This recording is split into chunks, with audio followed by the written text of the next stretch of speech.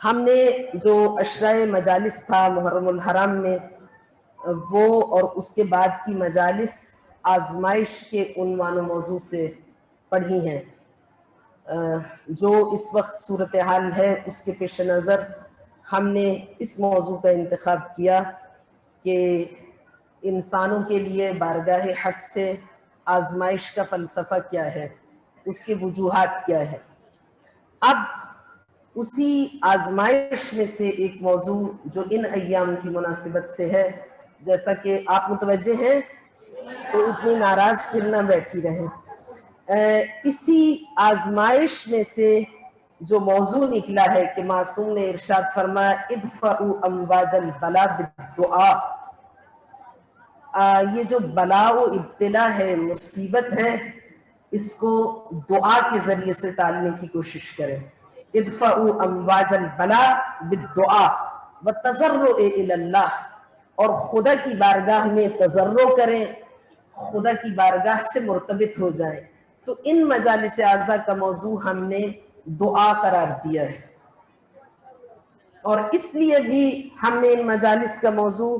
دعا قرار دیا ہے کہ ایک بہت بڑی مناسبت ہے، اس موضوع پر گفتگو کرنے کی ایک بہت بڑی مناسبت ہے۔ ایسی ہستی کے یوم شہادت سے ہم قریب ہو رہے ہیں، اور ان کی یاد میں ان مجالس اعزا کو بپا کیا گیا ہے، جنہوں نے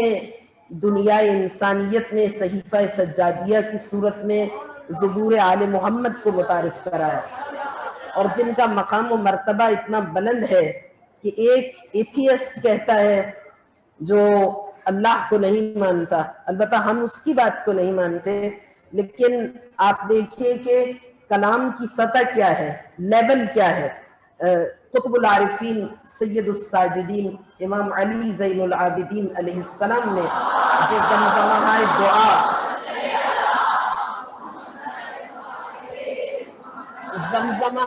دعا کی صورت میں جو مفاہیم، جو معارف ہم تک منتقل کیے ہیں، ان کی سطح اتنی بلند ہے، ان کا مقام اتنا زیادہ بلند ہے کہ جس کی نگاہ پڑی صحیفہ کاملہ پر، صحیفہ سجادیہ پر، وہ مات و مبہوت اور مدہوش ہو گیا۔ دنیا انسانیت کے دانشور صف بستہ صحیفہ سجادیہ کی عظمت کے سامنے اس کا اعتراف کرتے ہوئے دکھائی دیتے ہیں۔ شیخ طنطاوی جامعۃ الازہر مصر کے چانسلر، جن کو آیت اللہ مرعشی نجفی نے صحیفہ کاملہ کا ایک نسخہ بھیجوایا، اور انہوں نے جب اس نسخے کو دیکھا تو انہوں نے کہا کہ دون کلام الخالق فوق کلام المخلوق۔ انہوں نے کہا اس صحیفہ کاملہ کے بارے میں میری وہی رائے ہے جو ان کے دادا مولا کائنات کے نہج البلاغہ کے بارے میں۔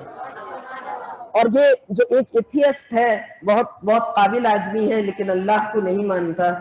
اس نے جب صحیفہ کاملہ کو دیکھا تو عربی تو اس کو نہیں آتی، اس نے ٹرانسلیشن پڑھی، اور ٹرانسلیشن میں وہ معارف اس انداز سے منتقل نہیں ہو سکتے، کیونکہ جو عربی زبان کی فصاحت و بلاغت ہے وہ کسی اور زبان میں نہیں، اور ساتھ ساتھ یہ کہ جو معصومین کی فصاحت و بلاغت ہے، اِنَّا نَحْنُ لَأُمَرَاءُ الْكَلَامِ فِينَا تَنَشَّبَتْ حُرُوفُهُ وَعَلَيْنَا تَحَدَّلَتْ وُصُولُهُ، ہم اہل بیت اطہار امیران سخن ہیں، اور کلام ہمارے ہاتھ میں موم کی پگھلی ہوئی موم کی مانند ہے، جدھر چاہے اس کا رخ پھیرا دے۔ تو آقا نے ارشاد فرمایا یہ مولا کائنات کا نہج البلاغہ میں کلام ہے۔ تو صحیفہ کاملہ کے بارے میں ٹرانسلیشن دیکھی، ابھی اس کے عربی متن سے آگاہ نہیں، جو لوگ عربی زبان جانتے ہیں ان کو معلوم ہے کہ کس سطح پر لے جا کر معصوم نے ان معارف اور مفاہیم کو متعارف کرایا، کیا فصاحت و بلاغت ہے، کیا روانی ہے، کتنا فلو ہے، کتنا بیان کا بہاؤ ہے، اور کتنے عظیم المرتبت اور عظیم الشان مطالب ہیں جو معصوم نے متعارف کرائے ہیں۔ توحید کا بیان ہے، معاد کا بیان ہے، اس میں اخلاقیات بیان کیے گئے ہیں، اس میں حیات انسانی کے تمام پہلوؤں کو بہت اچھے انداز میں معصوم نے بڑے رضاکاریوں کے ساتھ، بہت زیادہ باریک بینی کے ساتھ ان تمام مسائل کو کائنات انسانیت کے گوشزد کیا ہے اور ان کا حل بیان کیا. تو اس نے جب صحیفہ کاملہ کا ترجمہ پڑھا تو اس نے کہا کہ اب یہ ایک نان مسلم کی رائے ہے، کیونکہ قرآن کریم معجزہ خالدہ ہے اور قرآن کریم نے خود بار بار چیلنج کیا ہے فَأْتُوا بِآیَةٍ مِّن مِّثْلِهِ فَأْتُوا بِسُورَةٍ مِّن مِّثْلِهِ.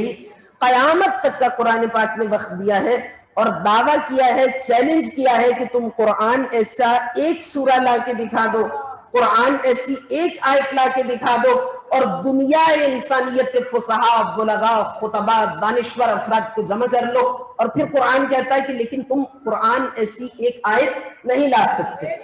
تو مسلمان کا تو یہ عقیدہ ہے کہ دنیا کا کوئی کلام الہی کا مقابلہ نہیں کر سکتا، قرآن کریم کی مثل و نظیر نہیں ہو سکتا. مگر چونکہ وہ نان مسلم ہے اور اللہ کو نہیں مانتا، تو جب اس نے صحیفہ کاملہ کو دیکھا تو اس نے کہا کہ باوجود اس کے قرآن کلام الہی بہت زیادہ فصیح و بلیغ کلام ہے اور فصاحت و بلاغت کا عظیم ترین معجزہ ہے، لیکن کہ قرآن کی مثل تو لائی جا سکتی ہے لیکن صحیفہ کاملہ کی مثل نہیں لائی جا سکتی. اتنی عظمت ہے اس کلام کی. اس کی بنیاد پر ہم نے اپنی گفتگو کا موضوع عنوان دعا رکھا ہے. ان 5 ایام میں اگر آپ کی خاموشیاں اسی طرح برقرار نہ رہیں گی تو میں وہ مطالب جو بیان کرنا چاہتی ہوں وہ بیان کر پاؤں گی، اور اگر اسی طرح سے رہیں تو پھر وہ خزانے میرے ساتھ ہی واپس لوٹ جائیں گے جو میرے ذہنی محفوظات ہیں.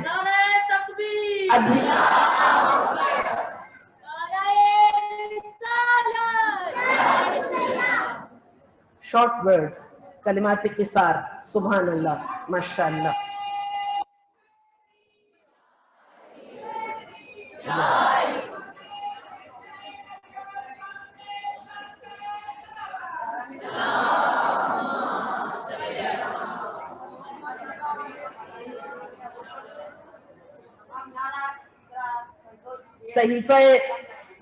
صحیفہ کاملہ میں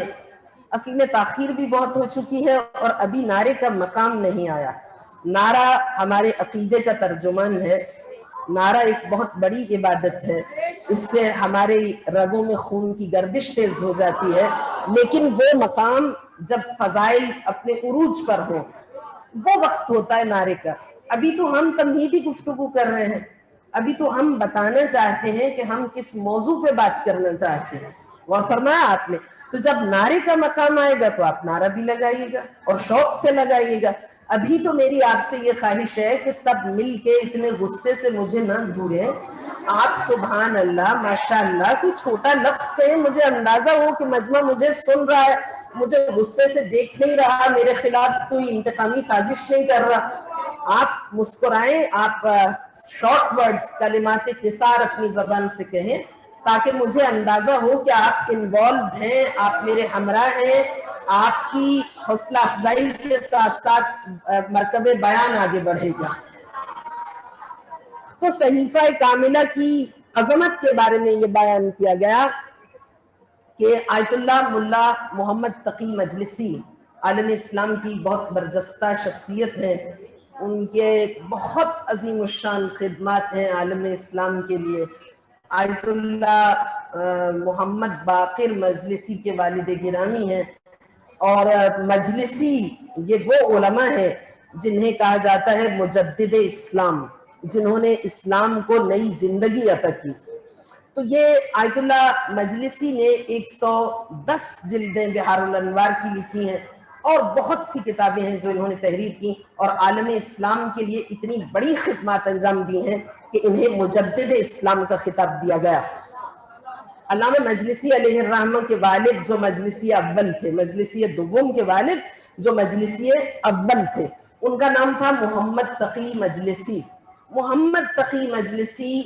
صاحب کرامات ہستی تھے، بہت صاحب کرامات تھے. انہوں نے ایک خواب دیکھا،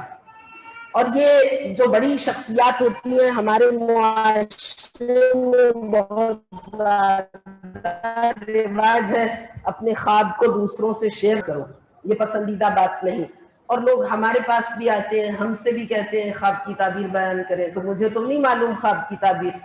تو اس لیے دوسرے کو بتانا ہی نہیں چاہیے کہ آپ نے خواب کیا دیکھا، جب تک کہ آپ کو معلوم نہ ہو کہ کوئی واقعی معبر خواب آپ کے درمیان موجود ہے۔ اپنا خواب کبھی کسی سے شیئر نہیں کرنا چاہیے، اور معصوم نے فرمایا ہے جب کوئی خواب دیکھو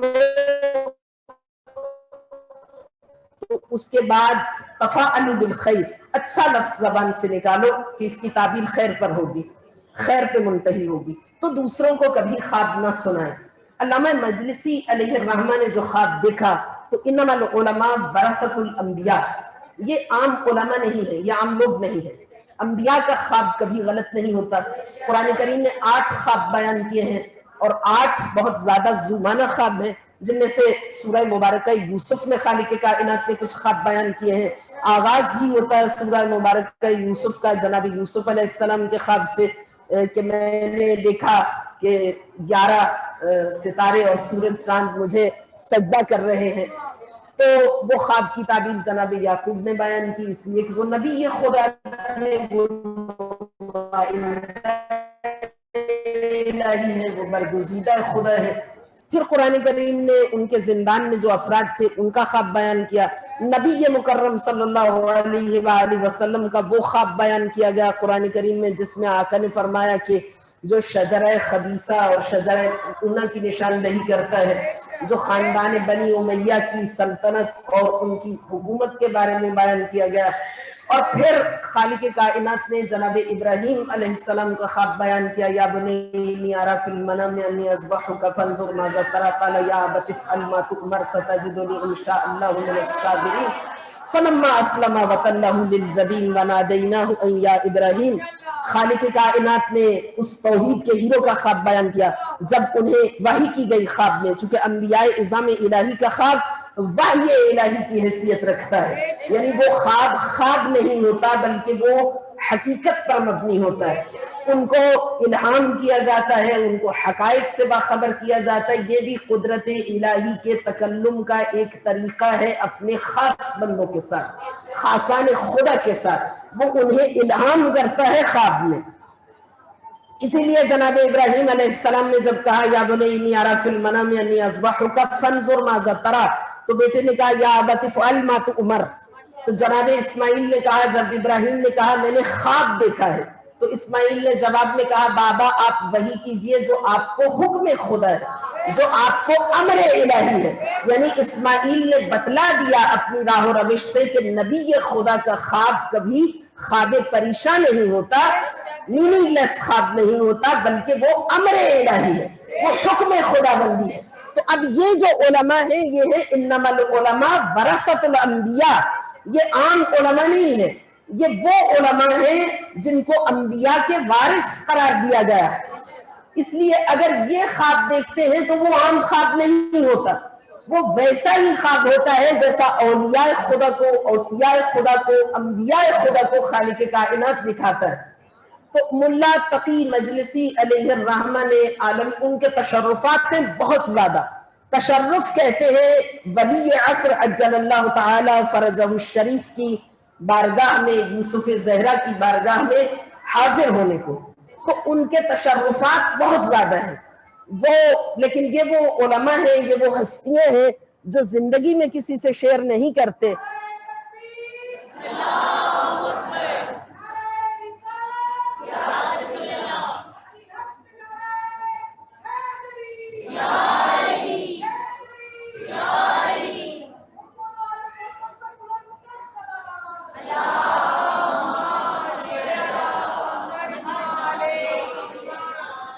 یہ لوگ زندگی میں کسی سے شیئر نہیں کرتے، اور جو بھی جینون انسان ہوتا ہے وہ کبھی کسی کو نہیں بتاتا کہ اس کو معصوم کی زیارت ہوئی۔ اور کیا آپ نے، جو شخص بھی جینون ہوگا وہ کبھی کسی سے شیئر نہیں کرے گا، آپ اس کو کتنا مجبور کر لیں، اور دوسروں کو مجبور کرنا بھی نہیں چاہیے کہ آپ دوسرے کو زبردستی گن پوائنٹ پہ رکھ کے پوچھیں کہ تمہیں زیارت ہوئی، تمہیں زیارت ہوئی، یہ مناسب نہیں ہے کسی سے شیئر کرنا کہ آپ نے خواب میں کسی معصوم کو دیکھا، کسی بڑی ہستی کو دیکھا۔ تو یہ جو ہستیاں تھیں جناب ملا محمد تقی، ایسی ہستیاں یہ کبھی کسی سے شیئر نہیں کرتے تھے کہ انہوں نے خواب میں کسی معصوم کی زیارت کی ہے. جب یہ دنیا سے رخصت ہو جاتے تھے تو ان کی لائبریریز میں ان کی یادداشتوں میں چھپا کے رکھا ہوا ہوتا تھا کہ فلاں سال میں فلاں مہینے میں فلاں وقت میں میں نے فلاں خواب دیکھا، یا مجھے عالم مکاشفہ میں زیارت کا شرف حاصل ہوا. عالم مکاشفہ یعنی بیداری کی حالت میں، اور عالم خواب یعنی سوتے ہوئے ان کی زیارت ہوئی. تو علامہ محمد تقی مجلسی علیہ الرحمہ نے عالم خواب میں دیکھا. وہ امام زمانہ کی بارگاہ میں شرف یاب ہوئے اور ان کے کچھ سوالات تھے، تو انہوں نے امام زمانہ سے کچھ سوالات کیے جو وہ پہلے آیت اللہ جناب شیخ بہائی علیہ الرحمہ سے بھی کر چکے تھے. اور شیخ بہائی وہ شخصیت ہیں، وہ ہستی ہیں کہ جن کے بارے میں یہ کہا جاتا ہے کہ وہ سکین کر لیتے تھے، وہ عارف تھے، وہ ہر چیز کو جان جاتے تھے. وہ آوازیں سنتے تھے شیخ بہائی جو انسان نہیں سن سکتا. ہمارے لیے یہ روایات میں کہا جاتا ہے کہ جب انسان کا وقت موت آتا ہے وَاسْتَخْرَجَهُمْ مِنْ جَلَابِيبِ غَفْلَتِهِمْ، مولا کائنات کا نہج البلاغہ میں کلام ہے کہ جب انسان کا وقت موت آتا ہے تو جب اس کے لیے یہ واضح ہو جائے، 100% اس کے لیے کنفرم ہو جائے کہ اب وہ اس کی زندگی ختم ہو گئی، اس وقت وَاسْتَخْرَجَهُمْ مِنْ جَلَابِيبِ غَفْلَتِهِمْ، اس وقت انسان کے چہرے سے، آنکھوں کے، نگاہوں کے سامنے سے حجابات ہٹ جاتے ہیں. وہ حجاب جو ہماری غفلتوں کی بنا پر، ہمارے گناہوں کی بنا پر، ہماری غلطیوں کی بنا پر، جو ہماری غلطیوں کی بنا پر، آپ کی توجہات میری جانب ہے، ہماری غلطیوں کی بنا پر جو حجابات ہماری نگاہوں کے سامنے آ جاتے ہیں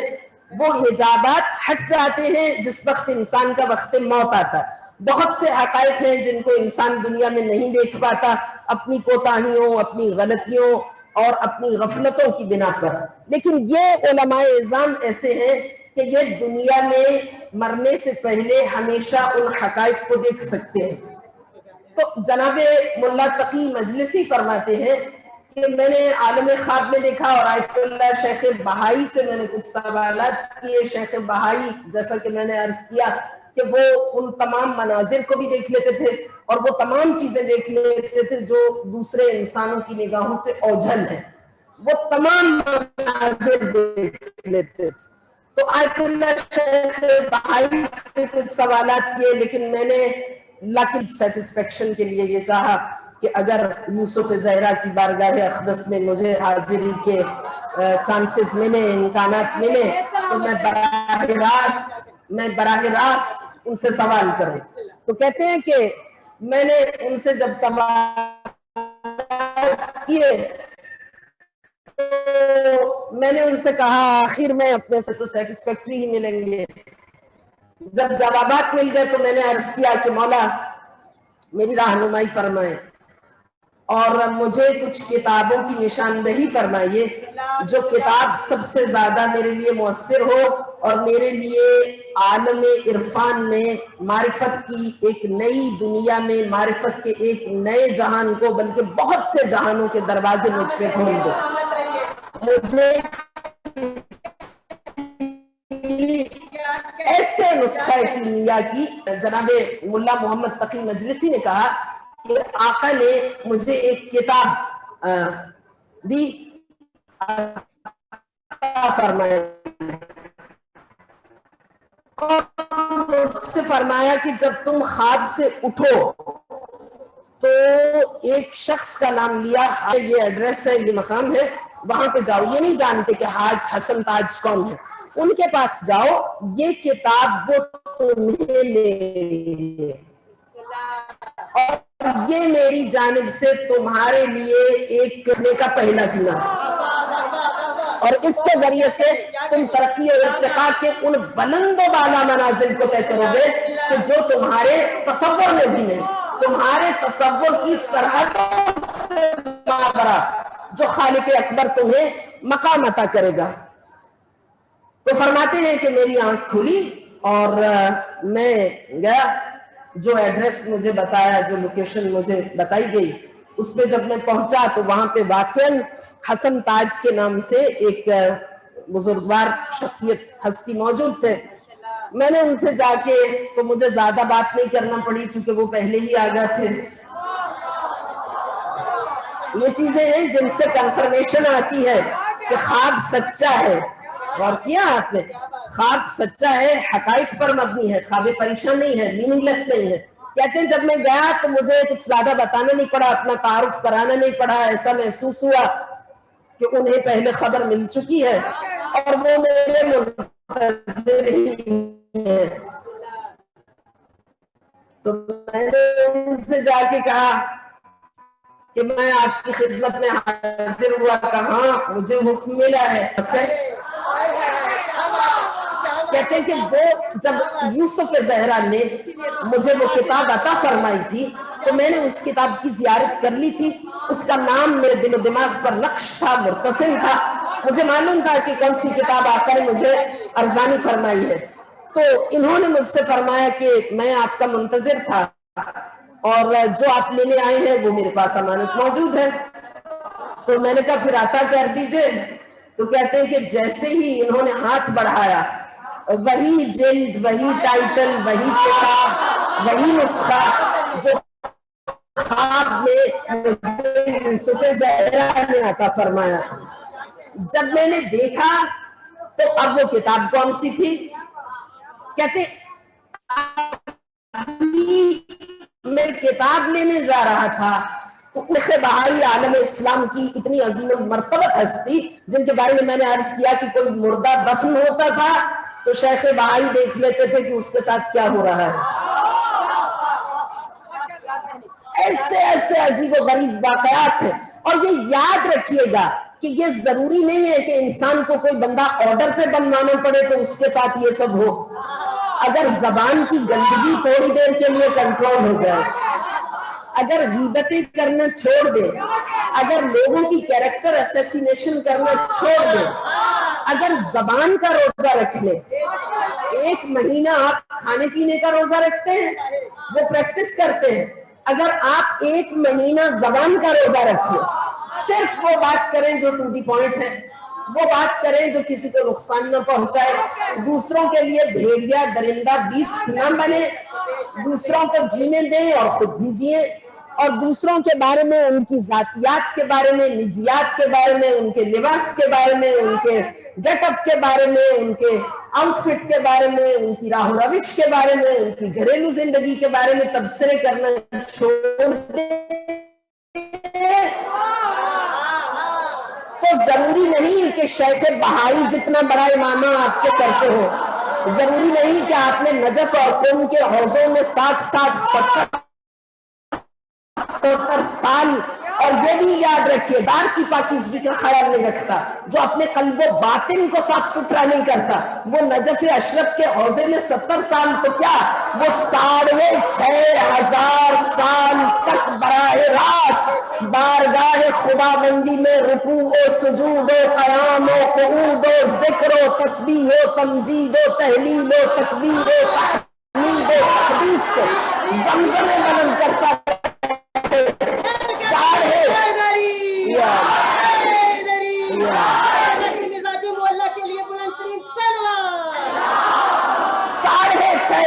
سال کی عبادت، لیکن آنے واحد میں کلدم ہوئی کیوں فخرج انکا رجیم، وہ پھر بھی مردود ہی رہتا ہے. اس لیے کہ جو اپنے کردار کو سنوارنے کی کوشش نہیں کرتا، جو تعلیمات اسلام سے، علوم الہی سے اپنے آئینہ قلب کو منجلی نہیں کرتا، جو صفائی باطن سے بہرہ نہیں ہوتا، جو ہمیشہ گندگی کے سراغ میں رہتا ہے، جو گندگی کے تعاقب میں رہتا ہے، ہمیشہ مکھی کی طرح گندی جگہوں پر بیٹھنا اور لوگوں کے نواقص کو ڈھونڈنا اور لوگوں کی غلطیوں کو تلاش کر کر کے ٹٹول کے ان کی ایڈجوئی کرنا، یہ بیمار ہے، یہ ذہنی بیمار انسان ہے. اور جب تک اس کے ذہن کی صفائی نہ ہوگی، جب تک اس کی نفسیات صاف نہ ہوگی، اس وقت تک اس کو صحت مل نہیں سکتی. تو پھر یہ ہزاروں سال بھی حوزہ علمیہ میں رہ لے، اس کو کچھ حاصل ہونے والا نہیں. اسی لیے یہ جو بڑی بلند و بالا اسلام کی شخصیات تھی، ان کو کیوں اتنے مقام ملے؟ مقدس اردبیلی کو ایسا مقام کیوں ملا کہ ذریح امام حسین پہ آ کے سلام کرے تو ذریح لرزنے لگے اور اندر سے جواب آئے؟ کبھی دیکھا ایسا کوئی شخص؟ کہ امام حسین کی ذریعے میں جا کے کہے السلام علیکم یا ابا عبداللہ، اور آگے سے 10 القابات کے ساتھ جواب آئے، اس لیے کہ مقدس